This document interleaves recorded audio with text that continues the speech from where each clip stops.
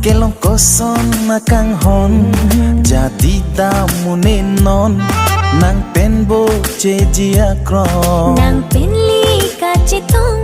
sing chithe tu mangbong ni penbo jejia kron chumparina niobong muntiji koson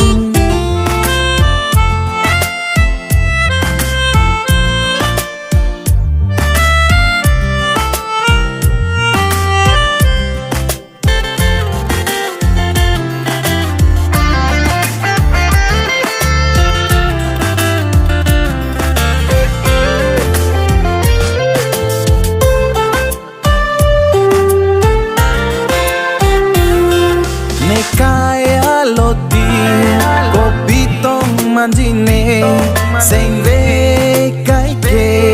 kok jere te sidoe thi thi pa kang hon doji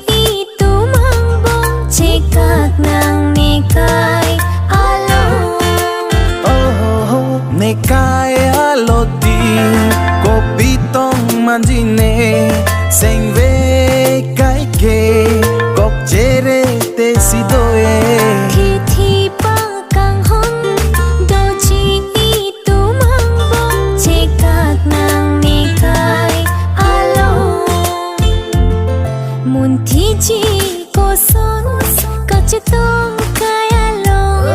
jadi dam nang pobong ni pen buci ji akrong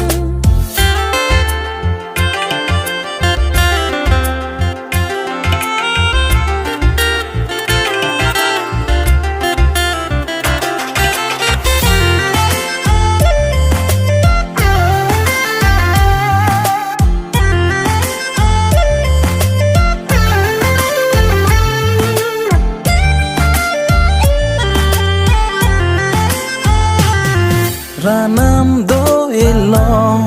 do tirthi jia song itu